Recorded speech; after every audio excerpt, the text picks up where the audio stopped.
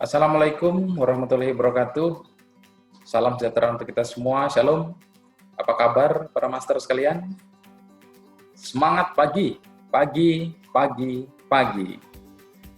Saya sangat berbahagia bisa bertatap muka dengan para master sekalian walaupun tidak secara langsung, karena kita sama-sama paham dan sama-sama mengetahui kondisi saat ini Indonesia bahkan global dalam kondisi pandemi COVID-19. Hal itu tentu saja memaksa kita untuk sementara waktu tidak melakukan pertemuan-pertemuan secara langsung dan juga menerapkan protokol kesehatan yang ketat untuk mencegah dan memutus mata rantai penyebaran COVID-19. Dan sama-sama kita berdoa agar wabah ini cepat berlalu. Amin. Para master sekalian, kita sama-sama berkumpul saat ini untuk mengikuti penyuluhan pemberantasan korupsi Indonesia, penyuluhan tentang anti korupsi, dan saya sangat berbahagia. Dan pada kesempatan ini sebelum memulai, izinkanlah saya memperkenalkan diri terlebih dahulu. Kata orang, tidak kenal maka tidak sayang. Nama saya Eko Sulistiono, biasa dipanggil Eko. Sehari-hari bekerja sebagai ASN di Inspektorat Provinsi Kalimantan Tengah. Pada waktunya nanti sambil berjalan, kita saling mengenal satu sama yang lain, ya para master sekalian. Baik, para master sekalian, sebelum lanjut, saya mau berpantun, boleh? Begini pantunnya. Jalan lebar, banyak lubangnya. Kalau bersepeda, lewatlah tepi. Apa kabar, para master semuanya? Mari siapkan hati, cegah korupsi. Aplaus untuk kita semua dulu. Para master sekalian yang saya hormati dan saya banggakan, topik kita hari ini adalah pemberantasan korupsi di Indonesia sebagaimana tertulis ataupun terlihat pada screen layar. Yang coba next dulu.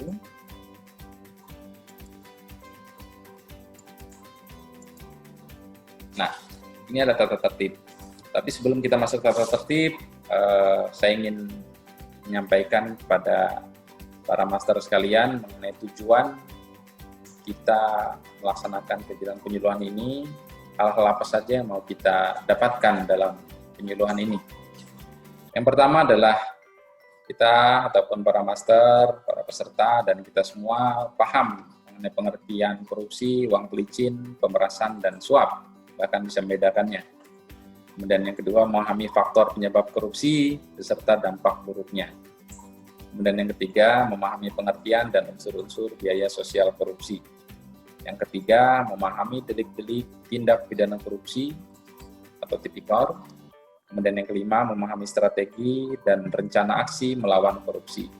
Dan yang keenam, memahami integritas dan nilai-nilai anti korupsi. Dan mudah-mudahan tujuan ini dapat kita capai dan kita tahu dan juga berkomitmen untuk anti korupsi. Baik, tata tertib sudah dibaca dan kita sepakati untuk demi tertibnya acara.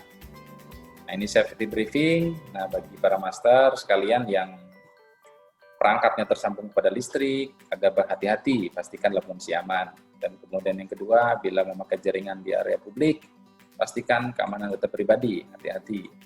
Dan yang ketiga, jika mengikuti kegiatan berkelompok dalam satu ruangan, perhatikan protokol kesehatan, jangan berdekatan, tetap pakai masker dan hand sanitizer berkali diri dengan. Kemudian yang keempat, jika terdapat kondisi darurat, misalnya gempa bumi, kebakaran, kemudian hal-hal yang lain bersifat bencana alam ataupun bencana di sekitar kita, agar tenang dan tidak panik, ikuti petunjuk dan sesuai arahan dari Badan Nasional Penanggulangan Bencana. Itu ada free, bisa kita dapatkan di websitenya. Oke, para master, mengenai tata tertib dan seperti briefing kita sepakati ya. Oke. Nah, ini untuk pembahasan, kita ada sub-sub topik nanti, yang mana sub-sub topik ini akan berisikan tentang materi-materi yang terkait dengan tujuan yang nanti akan kita capai. Yang pertama adalah apa itu korupsi, kemudian yang kedua bagaimana korupsi bisa terjadi, kemudian yang ketiga apa dampak dari korupsi, yang keempat korupsi dan hukum di Indonesia, yang kelima bagaimana mencegah dan melawan korupsi, dan yang keenam integritas dan nilai-nilai anti korupsi. Kita akan masuk pada subtopik yang pertama. Ada beberapa pengertian korupsi, banyak sebenarnya, tapi sini saya mengambil beberapa. Yang pertama, kalau dari arti kata, dari bahasa Latin itu adalah corruptio, atau kata kerjanya adalah corrumpere, yang artinya busuk, rusak, menggoyahkan, memutarbalikan, menyogok. Dari bahasa Belanda, korupsi. Nah, kalau di bahasa kita, korupsi.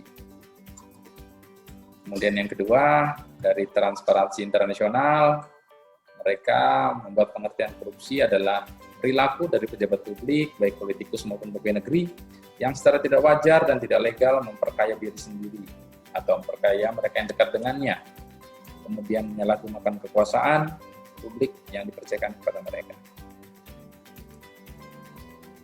Dari World Bank and UNDP, mereka membuat pengertian korupsi adalah penyalahgunaan kekuasaan publik untuk kepentingan pribadi atau privat yang merugikan publik dengan cara-cara yang bertentangan dengan hukum yang berlaku. Itu adalah pengertian dari korupsi.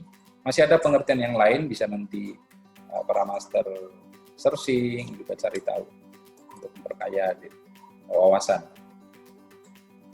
Kita akan masuk mengenai gratifikasi, uang pelicin, pemerasan, dan suap. Sering para master mendengar ya. Di sini juga kita harus bedakan antara uang pelicin, pemerasan, dan suap. Ini gratifikasi adalah pemberian dalam arti luas, sebagaimana tertera, yaitu meliputi pemberian uang, barang, rabat, komisi, pinjaman tanpa bunga, tiket perjalanan, fasilitas, penginapan, dan wisata, pengumuman cuma-cuma. Gratifikasi biasanya diberikan dengan kepada, biasanya sih ada maksud gitu. Kemudian yang kedua adalah uang pelicin. Ini adalah uang diberikan secara tidak resmi kepada petugas yang berwenang untuk detail urusan.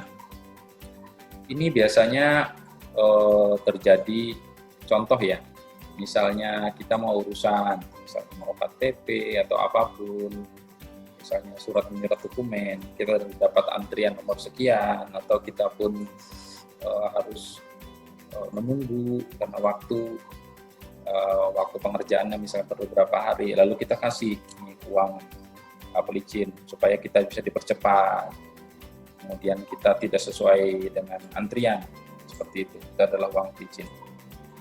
Kemudian pemerasan itu adalah melawan hukum, tindakan untuk yang memaksa seorang dengan kekerasan atau pencurian yang didahului disertai kekerasan atau ancaman, baik diambil sendiri oleh tersangka maupun penyerahan barang oleh korban.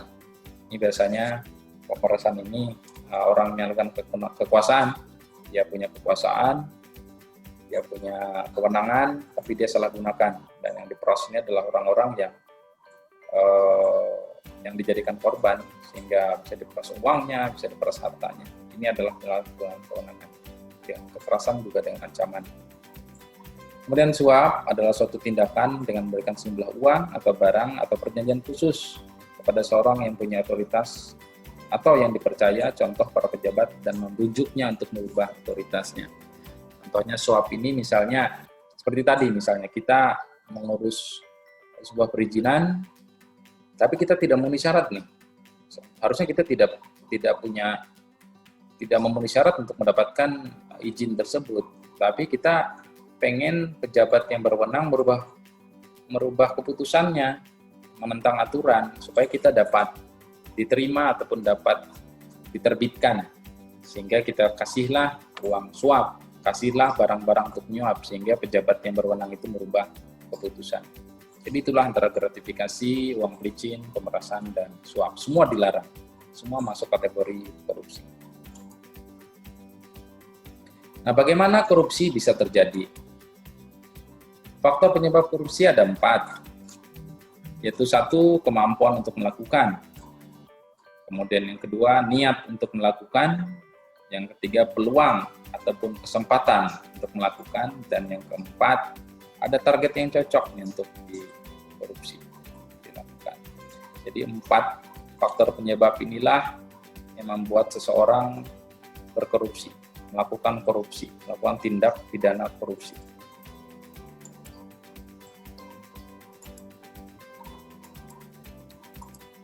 Nah, di sini kita akan lihat teori-teori korupsi. Yang pertama, korupsi karena untuk memenuhi kebutuhan, corruption by need. Dilakukan karena dia tidak cukup kebutuhannya, gajinya kecil, misalnya. Akhirnya dia korupsi, menyalahgunakan kewenangan. Kemudian yang kedua, corruption by greed. Ini dilakukan karena adanya keserakahan. Dia sudah kaya, dia pejabat tinggi, tapi dia masih merasa kurang dalam artian serakah. Sehingga apapun yang dia bisa dia lakukan penyimpangan kewenangan, dia ambil, dia korupsi itu semua. Banyak contoh sebenarnya pejabat-pejabat yang di atas yang memang sudah terdakwa ataupun terbukti melakukan korupsi, kita lihat mereka tidak ada yang miskin ataupun yang berkekurangan maksud saya. Tapi mereka tetap korupsi, gaji sudah besar. Nah ini masuk kategori yang kedua. Kemudian corruption by opportunities. Korupsi terjadi karena adanya pertemuan antara niat dan kesempatan. Jadi dia memanfaatkan kesempatan itu dan juga punya niat buruk di dalamnya. Dan yang terakhir adalah corruption by exposure. Ini korupsi tercipta karena adanya tekanan-tekanan.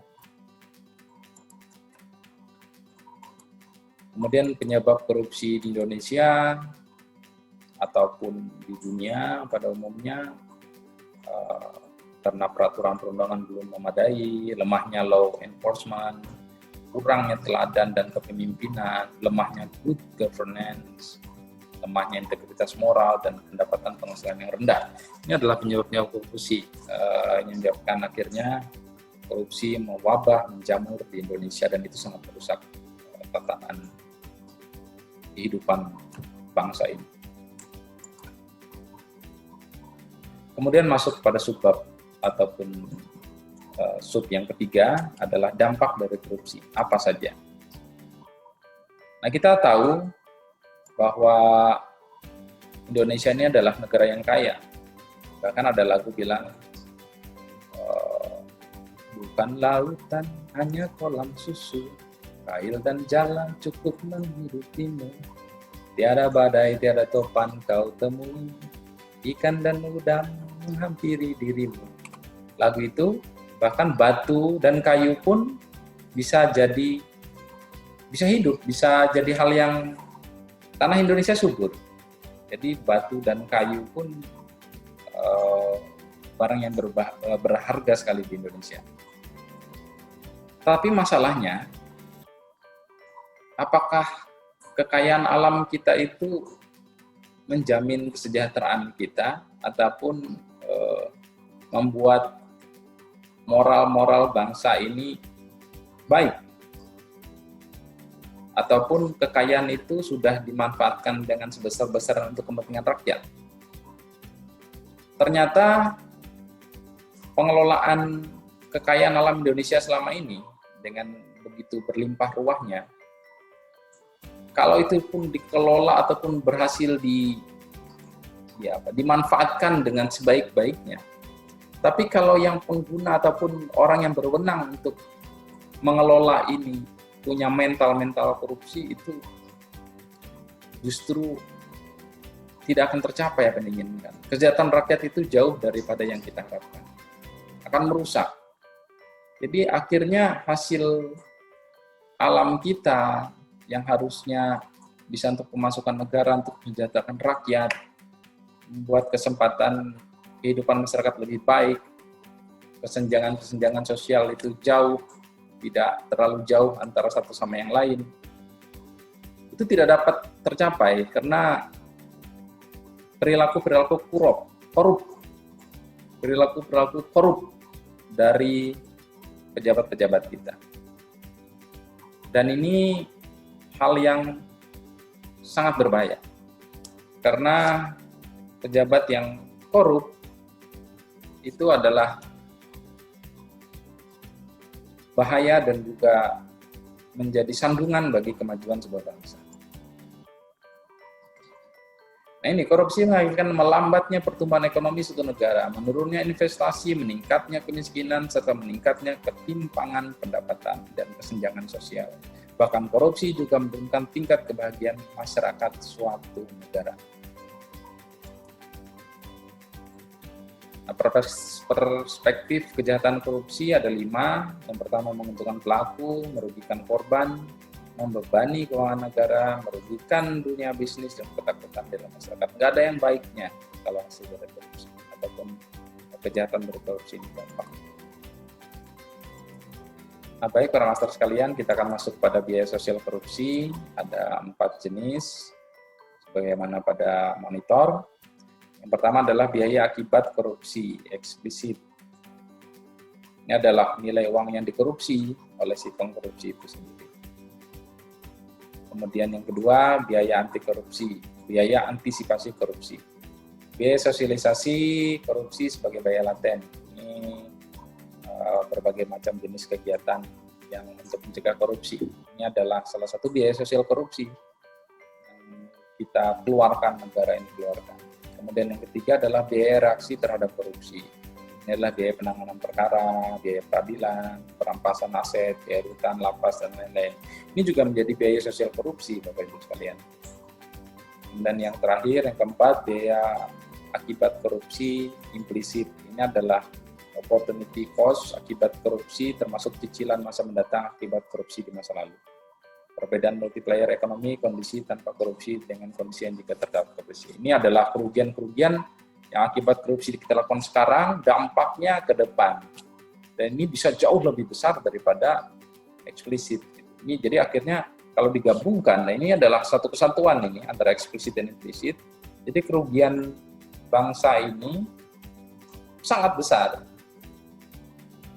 Dan itu benar-benar luar biasa kalau kita bisa lihat secara, nanti kita akan lihat bagaimana sih antara biaya sosial korupsi yang harus kita tanggung, bangsa ini tanggung akibat dari perilaku-perilaku tidak terpuji ini. Nah, ini kerugian akibat korupsi. Kalau berdasarkan data Laboratory of Economics dari UGM tahun 2016, kerugian akibat korupsi mencapai 203,9 triliun. Nah, sedangkan setelah dilakukan hukuman finansial diputuskan, itu hanya dapat hukuman pengembalian itu yang bisa dikembalikan adalah 21,26 triliun. Bayangkan,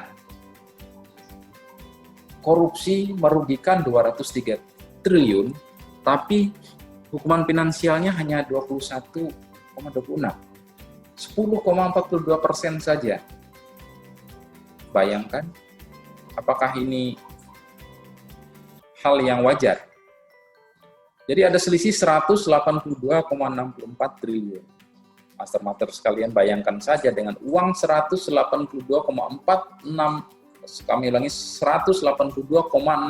triliun. Kalau itu ada saat ini dan dilontorkan untuk dipakai untuk membangun, untuk kesejahteraan rakyat, kita mampu bisa bikin apa saja itu. Banyak sekali. Bikin sekolah, mau berapa ribu sekolah mungkin bisa dibangun. Bikin jalan, entah berapa ribu kilometer, ataupun kegiatan-kegiatan untuk meningkatkan ekonomi. Dan ini 182 selisihnya ini adalah kerugian yang masih belum kembali akibat korupsi. Dampak korupsi begitu hebatnya, dan saat ini putusan-putusan hukuman finansial masih belum untuk mengembalikan semua kerugian tersebut. Ini belum lagi kita hitung yang implisit tadi, yang masa depan. Nah, kondisi tersebut membuat kita bisa membayangkan betapa luar biasanya dampak daripada kejahatan korupsi. Ini harus dicari solusi bagaimana sistem hukum agar koruptor ini jerat, agar koruptor ini benar-benar tidak ada lagi, tidak bermunculan calon-calon koruptor baru-baru, nanti tidak ada lagi. Karena kalau kita terbelit kondisi korupsi, lingkaran setan ini, saya rasa sulit bangsa kita untuk berakselerasi lebih cepat untuk maju. Kita akan tertinggal dengan bangsa-bangsa yang lain. Nah, hukuman yang ideal, banyak teori menyatakan bahwa pemiskinan itu adalah cara yang paling efektif, penyitaan. Tapi bagaimanapun juga pemiskinan ataupun penyitaan tetap harus, kalau saya rasa harus tetap sebanding apa yang dia korupsi, harus kembalikan, bahkan kalau bisa sampai dampak implisitnya pun dia harus tanggung. Nanti kalau orang mau korupsi mikir-mikir 1000-2000 kali. Jadi ini yang harus kita pikirkan bersama, komponen bangsa ini mencari bagaimana hukuman-hukuman yang ideal bagi para koruptor untuk jera, dan generasi-generasi seterusnya tidak ada lagi bermunculan calon-calon koruptor baru. Oke, korupsi dan hukum di Indonesia. Para master yang saya hormati, ini ada beberapa dasar hukum untuk pemberantasan korupsi di Indonesia. Kita sudah punya. Dari tahun 71 pun kita sudah punya.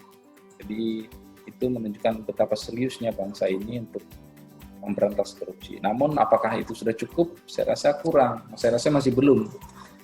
Komitmen kita bersama yang untuk memberantas korupsi bersama-sama, menentang bersama-sama anti terhadap korupsi. Ini yang harus seluruh elemen bangsa ini bersatu padu, bertekad kuat untuk memberantas korupsi.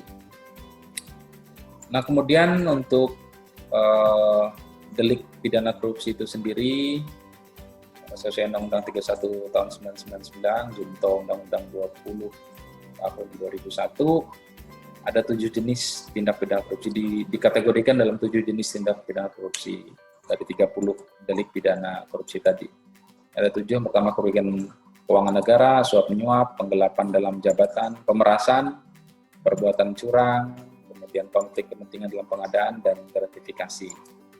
Nah, ini 30 delik tipikornya, berdasarkan pasal-pasal juga sudah ada. Jadi para master bisa sambil pelajari dan juga dalami untuk masalah ini. Yang dari 7 tadi, ini yang ketiga terakhir, perbuatan curang, konflik kepentingan, pasal-pasal yang mengaturnya. Nah, kemudian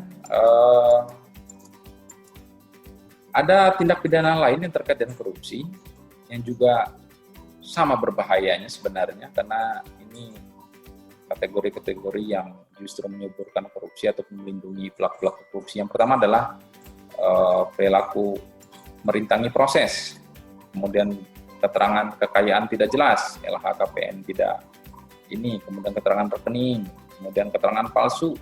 Misalnya kita dipanggil sebagai saksi, kemudian diminta keterangan, kemudian kita berikan keterangan yang palsu melindungi orang-orang tertentu, ataupun kita sendiri yang memberikan keterangan tidak jelas, itu tentu saja dikategorikan juga terkait dengan korupsi, keterangan tentang korupsi, keterangan palsu tentang korupsi. Kemudian identitas pelapor juga berkaitan dengan korupsi juga. Identitas pelapor ini kita bocorkan dan dia merasa terancam dan sebagainya. Jadi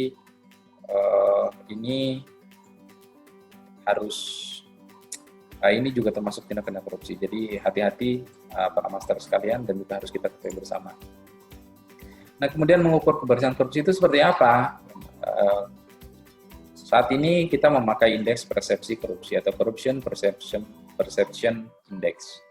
Ini ada urutan negara-negara dengan indeks keberhasilan pemberantasan korupsi di wilayah masing-masing.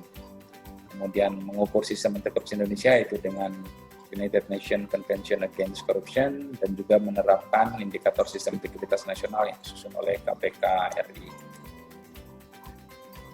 Banyak contoh negara-negara yang setidaknya lebih berhasil untuk menekan angka korupsi di wilayahnya dengan menerapkan supremasi hukum yang justru sangat mengerikan kalau kita lihat. Di Cina ini, yang keempat, mereka memakai hukuman mati. Kalau korupsi lebih dari 100.000 yuan atau senilai 215 juta, saat ini itu mereka dihukum mati. Ini pikir-pikir. Kemudian di Amerika kita lihat, kemudian di Jerman dan Korea Selatan. Bahkan Korea Selatan kita tahu seringkali kalau orang yang korupsi hukumannya berat, bahkan saat mereka ketahuan korupsi pun sebelum ditindak pidana seringkali bunuh diri, karena mereka tahu itu sangat memalukan dan itu hukumannya sangat berat. Mudah-mudahan Indonesia nanti suatu saat jadi role model juga bagi bangsa lain untuk memberantas korupsi. Nah, bagaimana mencegah dan berantas dan melawan korupsi? Ini adalah kondisi yang kita harapkan dalam masyarakat yang bersih dan jujur menuju Indonesia maju dan berdaya saing. Nah, strategi pemberantasan korupsi ada 3, yaitu perbaikan sistem, penindakan, dan pendidikan dan peran serta masyarakat. Pendidikan. Nah, kita berada di yang poin 3 ini, para master sekalian. Jadi kita bersama-sama saling share, meningkatkan pemahaman dan edukasi tentang anti korupsi, dan juga mari kita sama-sama mengajak masyarakat dan sekitar kita untuk memberantas korupsi. Setidaknya dimulai dari kita sendiri, dari keluarga. Penindakan kepada aparat hukum, dan sistem ini nanti tugas negara untuk mengatur bagaimana sistem yang baik untuk mencegah korupsi. Tujuan pemberantasan korupsi adalah penindakan supaya takut korupsi, dicegah supaya tidak bisa korupsi, dan pendidikan untuk tidak korupsi. Ini ada beberapa contoh aksi melawan korupsi, mulai dari lingkungan sekolah, kampus, kemudian bisnis, kemudian ceramah anti korupsi, bisa di umum ataupun di ceramah di rumah-rumah ibadah, bisa diselipkan itu masalah betapa korupsi membahayakan, bahkan semua agama korupsi dilarang, dosa. Kemudian melapor LHKPN, jujur dalam keluarga, kemudian melakukan kampanye anti korupsi dan melaporkan dugaan tindak pidana korupsi. Nah, ini memang diperlukan keberanian dan juga komitmen yang kuat supaya kita melapor dugaan korupsi, dan kita harus yakin bahwa negara juga akan membuat sistem yang baik untuk para pelapor.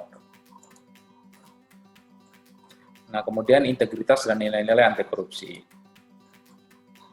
Integritas adalah kesesuaian pola pikir, perasaan, ucapan, dan perilaku yang selaras dengan hati nurani. Jadi apa yang kita ucapkan itu sama dengan tindakan. Harapan saya para master sekalian yang hadir saat ini, kita berkomitmen anti korupsi, tapi yuk tidak sekedar komitmen dalam ucapan saja, tapi kita juga melaksanakannya, mengaktualisasikannya. Saya mengajak kita semua nih, karena sama-sama kita tahu tadi bahwa korupsi sangat berbahaya bagi bangsa ini.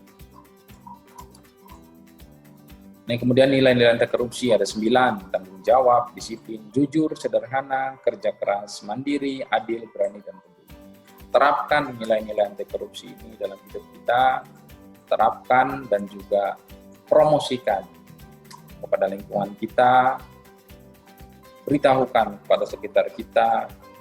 Maka harapan kita dengan 9 nilai anti korupsi ini, bangsa ini, moral individu-individunya akan lebih baik, karena kemajuan suatu bangsa ditentukan oleh integritas dan nilai-nilai dari warga negaranya.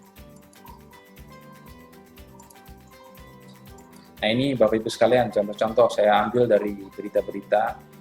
Ini contoh yang pertama, tukang sampah jujur temukan uang tunai 5 miliar lalu melapor ke polisi. Bayangkan, tukang sampah ya secara ekonomi kita anggap masih berkekurangan. Ini pemulung nih tukang sampah. Dia menemukan uang 5 miliar, tapi dikembalikan. Bisa kita bayangkan, ini integritas dan nilai yang dimiliki si tukang sampah ini seperti apa. Ini patut sekali dicontoh, ini patut diapresiasi. Saya rasa harusnya ini harus lebih kita beritahukan, harus lebih kita viralkan kepada seluruh masyarakat kita, bahwa ini contoh-contoh yang baik sekali, 5 miliar ditemukan. Saya rasa kalau diri kita sendiri 5 miliar, kira-kira mampu apa tidak? Itu pertanyaannya. Itu kita diuji. Kemudian ini ada yang kisah 4 siswa SMP, masih remaja, menemukan dompet, tapi dikembalikan dan tidak tergiur, di dalamnya banyak uang, dan mereka kembalikan. Ini adalah generasi-generasi muda yang patut dicontoh, dan ini adalah cerita-cerita yang patut untuk kita ceritakan kembali, supaya seluruh bangsa ini tertular semangat anti korupsi dan merasa malu apabila melakukan korupsi. Nah, korupsi juga dimulai dari keluarga dulu, Bapak Ibu sekalian. Jadi para master sekalian, mari kita tanamkan nilai-nilai dan integritas anti korupsi itu mulai dari diri kita dan keluarga dulu. Kalau itu sudah kita lakukan, harapan saya kalau seluruh keluarga pun kuat, ya bangsa ini dengan sendirinya pun korupsi itu akan hilang, akan dapat ditekan, bahkan kalau bisa hilang. Nah, integritas dan aktualisasi nilai anti korupsi akan selalu diuji dalam kehidupan kita. Seperti cerita pemulung tadi, seperti cerita anak sekolah tadi, terlebih saat yang terjadi benturan kepentingan. Nah, Bapak Ibu sekalian, para master yang saat ini selaku ASN atau punya jabatan, kewenangan, ini tidak sekali dua kali, bahkan sepanjang karir, setiap hari, mungkin setiap saat akan diuji mengenai masalah integritas kita dan juga nilai-nilai anti korupsi kita ini seperti apa aktualisasinya. Pasti Bapak Ibu sekalian punya tantangan masing-masing, dan saya percaya Bapak Ibu, master-master pasti punya semangat anti korupsi dan tidak akan berkorupsi. Nah, ini kode etik penyuluh anti korupsi. Jadi bagi para penyuluh dan bahkan para master sekalian pun saat nanti keluar, siapapun bisa jadi penyuluh. Ini tidak harus orang yang ASN, tidak harus orang yang punya jabatan. Bahkan anak kecil pun kalau dia punya semangat anti korupsi bisa dikategorikan sebagai penyuluh anti korupsi. Jadi, dan bagi kita yang memang komit menjadi seorang penyuluh yang profesional harus punya 5 kode etik ini: religiositas, integritas, keadilan, profesionalisme, dan kepemimpinan. Ini adalah kode etik yang harus kita pegang teguh. Nah, ini ada tokoh yang menginspirasi sekali dari sekian banyak tokoh anti korupsi yang ada di Indonesia. Pak Hugeng, itu Kapolri tahun 1968-71. Dia terkenal sekali Kapolri yang sangat-sangat benci korupsi dan sangat bersih. Ada quotes-nya yaitu, kalau mau menghilangkan korupsi di negara ini sebenarnya gampang. Ibaratnya kalau kita harus mulai dari atas ke bawah, membersihkan korupsi juga demikian. Harus dimulai dengan cara membersihkan korupsi tingkat atas atau pejabatnya lebih dahulu.